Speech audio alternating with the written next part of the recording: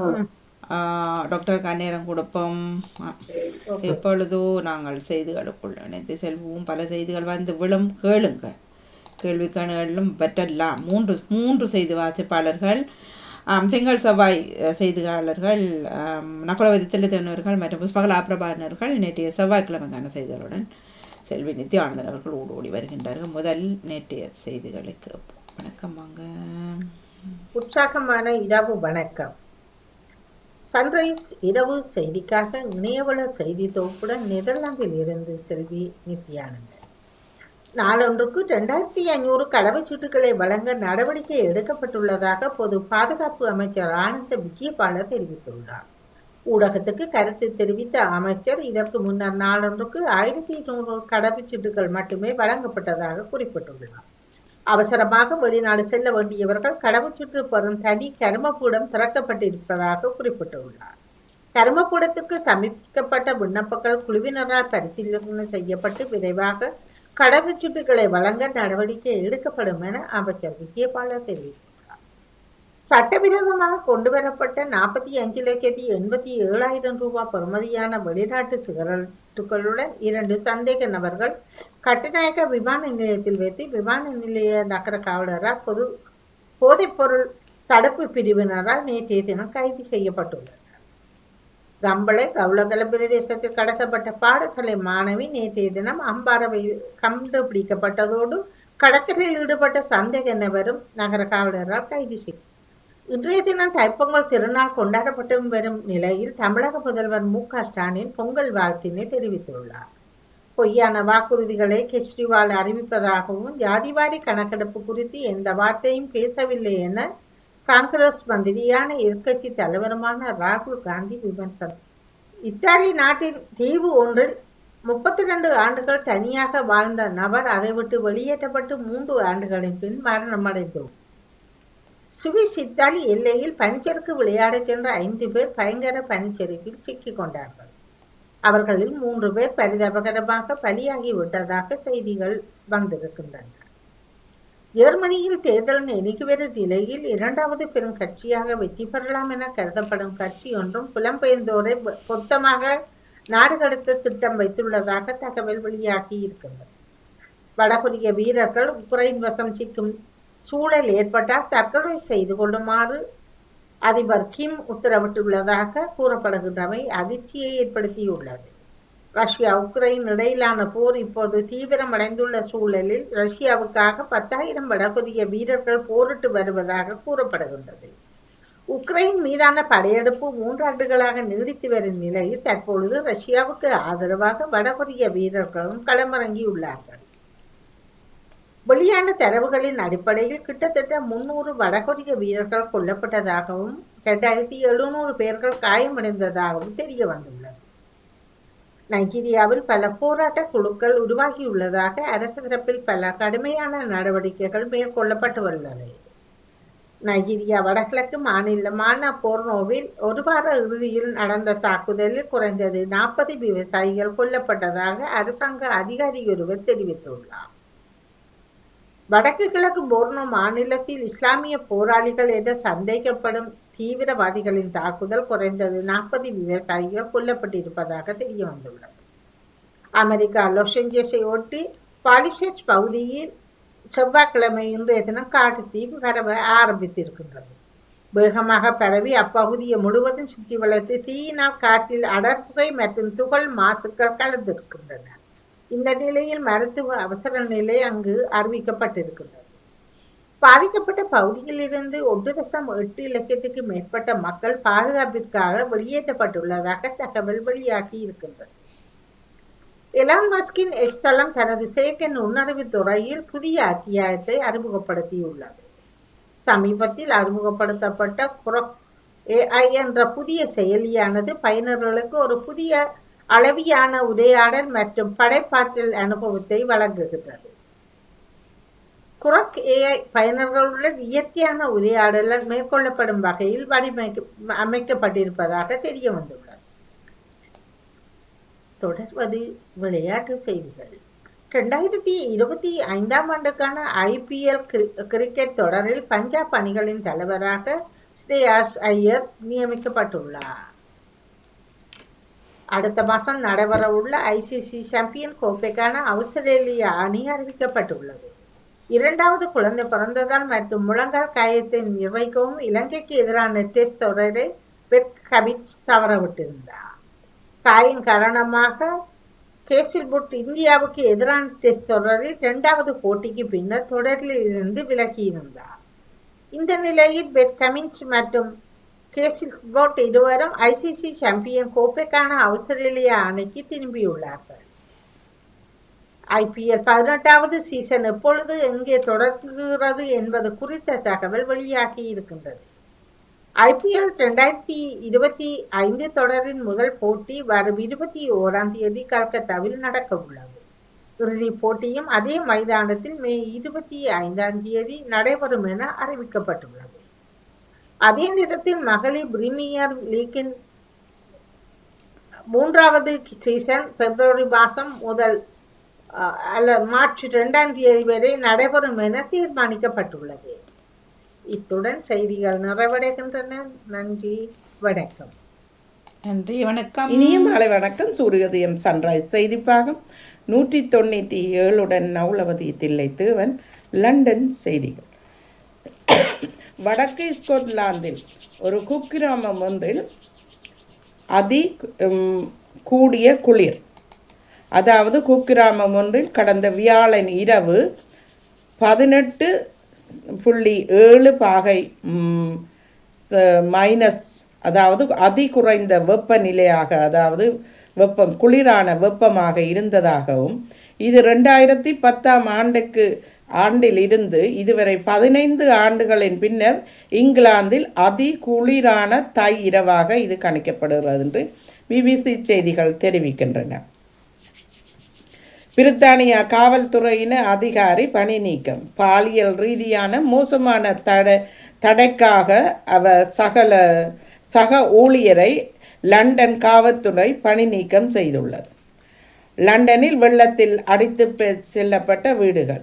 தை மாதத்தில் இதுவரை 300க்கும் மேற்பட்ட வீடுகள் வெள்ளத்தில் அடித்து செல்லப்பட்டுள்ளன. அதாவது தற்காலிகமாக வாழும் கரவன் என்று சொல்லப்படும் வீடுகள், பள்ளத்தாக்கில் உள்ள வீடுகள், மேலும் சிறிய படகுகளில் வாழும் மக்களின் வீடுகள் எல்லாம் வெள்ளத்தினால் அடித்து செல்லப்பட்டிருக்கின்றன. மூச்சுவிட திணறிய முன்னாள் பிரதமர் போரிஸ் ஜோன்சன் அவர்கள் இப்போதைய நிமோனியா காய்ச்சலினால் 3 வாரமாக அவர் வைரஸ் பாதிக்கப்பட்டு 1 வாரம் மருத்துவமனையிலும் இருந்திருக்கிறார். முற்றாக அவர் குணமடையவில்லை, என்னும் 1 வாரங்கள் செல்லலாம் என்று அவருடைய மனைவி கூறுகிறார். இவருக்கு 2020ஆம் ஆண்டு முன்னரும் கோவிட் தொற்று வைரஸினால் அவதியுற்றது குறிப்பிடத்தக்கது. பேங்க் ஆஃப் இங்கிலாந்து 2வது தடவையாக வீட்டு வட்டிகளின் வீதத்தை அதிகரிக்கிறது. 2வது முறையாக வீட்டின் வட்டி வீதங்களை 5% உயர்த்துகிறது. இதனால் புதிதாக வீடுகள் வேண்டுவோர்க்கும் அதோடு வீட்டு மோர்கேஜ் செய்பவர்களுக்கும் இந்த வரி சுமை ஏற்பட போகிறது. இதனால் பல தொல்லைகள் ஏற்படும் என்ற செய்திகள் தெரிவிக்கின்றன. வடக்கு லண்டனில் 3000 வீடுகள், வணிகங்கள் எரிவாயு தடை. அதாவது எரிவாயு குழாய்களில் மழை போனதால் அந்த குழாயிலை வெடிப்பு ஏற்பட்டு தண்ணி போனதினால் எரிவாயு பாதிக்கப்பட்டிருக்கிறது. இதனால் எரிவாயு தடை ஏற்பட்டிருக்கிறது. மேஸ்வெல் ரில் பகுதிகளில் தான் இந்த எரிவாயு வலை அமைப்பில் வெடிப்பு நீர் போனதினால் இங்கிலாந்து தேசிய எரிவாயு அவசர சேவையினர் இதனை தெரிவித்திருக்கிறார்கள். இது சீர் செய்வதற்காக இந்த எரிவாயுகளை நிப்பாட்டி சீர் செய்கிறார்கள். அது பல நாட்கள் செல்லலாம் என்றும் பிபிசி செய்திகள் தெரிவிக்கின்றன. தென்மேற்கு லண்டனில் பூங்காவில் நீர் ஏரி உறைந்து விட்டது பனியினால். இந்த ஏரி பனியினால் உறைந்த நிலையில் 2 நாய்கள் அதில் இறந்து கிடந்தன. அதனுடன் ஒருவர் இறந்து இருப்பதாக இந்த ஏரியில் மீட்கும் போது, நாயை மீட்கும் போது அவர்கள் பார்த்திருக்கிறார்கள். அதாவது பெட்லர்சி பார்க்கில் தான் இந்த ஏரி குளிரினால் இதண்ட போது அந்த நாயை மீட்பதற்காக அந்த மனிதர் அங்கு சென்றிருக்கலாம் என்று தீயணைப்பு படையினர் தெரிவிக்கின்றனர். 3 தீயணைப்பு படைகளில் 2 குழுக்களாக சென்று இந்த சம்பவத்தில் ஈடுபட்டிருப்பதாக பிபிசி செய்திகள் தெரிவிக்கின்றன. இளவரசி வேல்ஸ் இளவரசி மீண்டும் பணியில் திரும்புகிறார். அதாவது அவருடைய நோய் காரணமாக சிகிச்சைகளை முடித்து கொண்டு அவர் மெல்ல மெல்ல அவருடைய பணிகளுக்கு திரும்புகிறார். இப்போது வரலாற்று முக்கியமுள்ள புதிய பொறுப்பை ஏற்க இருக்கிறார். இளவரசி கேட் லோயர் வாரல் வழங்கும் உரிமையை பெறுகிறார். இப்போது அதாவது பிரித்தானியா நிறுவனங்கள் ராஜ குடும்பத்தாருக்கு பொருட்களை வழங்குவதற்கு அங்கீகரிப்பதற்கான விருது இதுவாகும். இந்த விருது 2வது ஆளாக இந்த கேட் பெற்றுக்கொள்கிறார். இதற்கு முன்னர் ராணி மேரி இதனை பெற்றிருக்கிறார் நீண்ட நாட்களுக்கு முதல். மேலும் பிரித்தானியாவில் வரி அதிகரிப்பினால் அரசாங்கத்தின் தனியார் பாடசாலைகள் மூடல், அதாவது ஒரு வாரத்திலேயே 3 தனியார் பாடசாலைகள் மூடப்பட்டன. பாடசாலை மாணவர்கள் வருகை குறைவதனால் இந்த பாடசாலைகள் மூடுவதற்கு ஒரு காரணம். அதே நேரம் வரி அதிகரித்தினால் பாடசாலைகள் அதனை தொடர்ந்து இயங்க முடியாமை காரணமாக இந்த பாடசாலைகள் மூடப்படுகின்றன. நன்றி. மீண்டும் ஒரு செய்திகளுடன் மறுவாரம் சந்திக்கும் வரை விடைபெறுபவன் நவுலவதி தில்லைதேவன். நன்றி. வணக்கம். சன்ரைஸ் நேரத்திற்கான இலங்கை செய்திகள் வாசிப்பது புத்தகலா பிரபாகரன். 5000 உளவு சேவைகள் களத்தில். தற்போது இலங்கையில் 5000 இந்திய உளவு சேவைகள் செயல்பட்டு வருவதாகவும் அவை நாட்டின் விமான நிலையங்களை கைப்பற்ற முனைப்பு காட்டி வருவதாகவும் முன்னணி சோசலிச கட்சியின் பிரச்சார செயலாளர் துமிந்த நாகமுக குற்றம் சுமத்தியுள்ளார். அபாய எச்சரிக்கை. இலங்கையின் 5 மாவட்டங்கள் பிரதேச செயலக பிரிவுகளுக்கு தேசிய கட்டிட ஆராய்ச்சி நிறுவனத்தினால் மண் சரிவு அபாய எச்சரிக்கை விடுக்கப்பட்டுள்ளது. அதன்படி நேற்று இரவு 8:30 மணி முதல் இன்று இரவு 8:30 மணி வரையிலான 24 மணித்தியாலங்களுக்கு மண் சரிவு குறித்து முன்னெச்சரிக்கை அறிவிப்பு வெளியிடப்பட்டுள்ளதாக தேசிய கட்டிட ஆராய்ச்சி நிறுவனம் தெரிவித்துள்ளது. உத்தியோகபூர்வ விஜயம். சீனாவுக்கான 4 நாள் உத்தியோகபூர்வ விஜயம் மேற்கொண்டு ஜனாதிபதி அனுரகுமார திசநாயக்கா இன்று நாட்டிலிருந்து பயணமாகியுள்ளார்.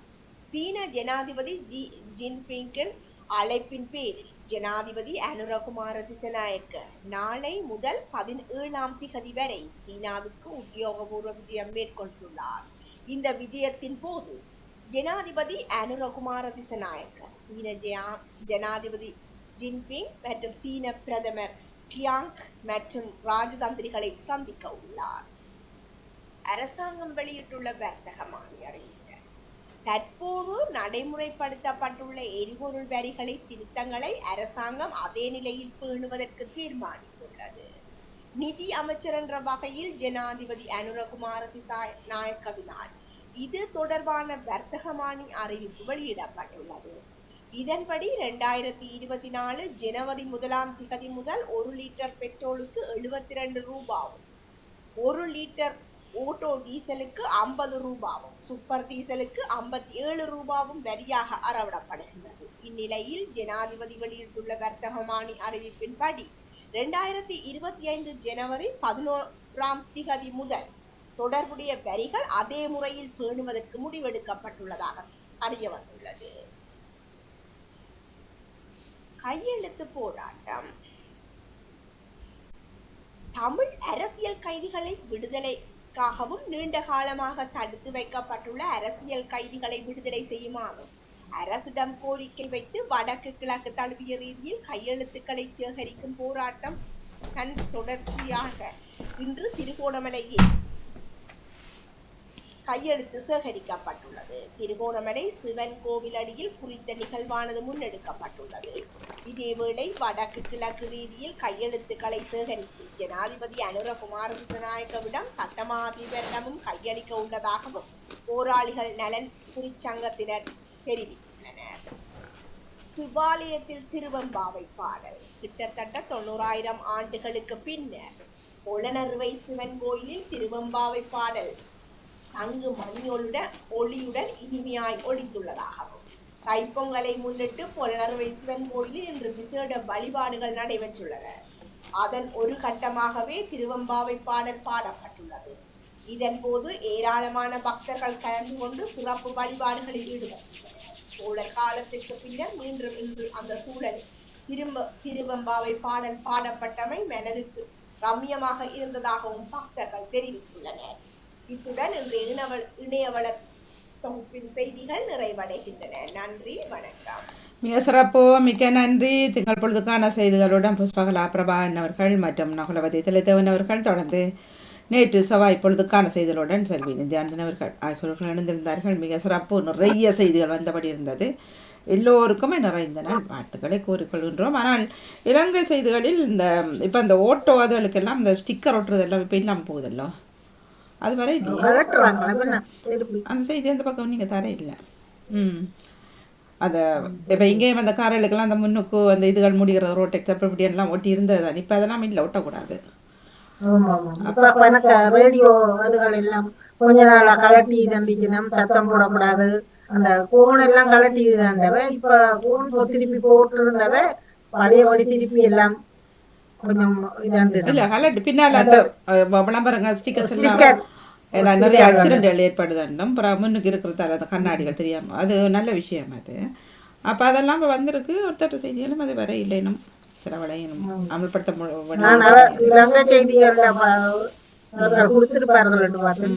இல்லை. இது கனகாலம் இந்த செய்தி கேள்விப்பட்டது, ஆனால் வர ஆனா அடுத்தது மணி செய்தியில வந்து நகுலவதி சிலது அதாவது என்று இந்த செய்தியில சொல்லிக் கொண்டு வர அது ஒரு தடவை அவரோட கதை கவனம். எனக்கும் அது ஒன்று ரெண்டுக்கு சொல்லலாம், நெடுகளும் எல்லா இதுலயும் கொஞ்சம் தவிக்கலாம்ன்ற மாதிரி இருக்குது. அதுதான் தமிழ்ல 2 வருஷம் செய்கிறேன்னா தவிக்கும் சொற்கள். அப்ப செய்தியும் தவிர்க்கப்படுவது அதாவது. மற்றது அந்த மோக்கேஜ் என்று சொல்றதுக்கான தமிழ் என்ன அந்த வரும் டாக்டர் இருக்கிறார்கள் பார்க்கலாம். மோக்கேஜ் என்று சொல்றதுக்கு வந்து மோக்கேஜ் என்பது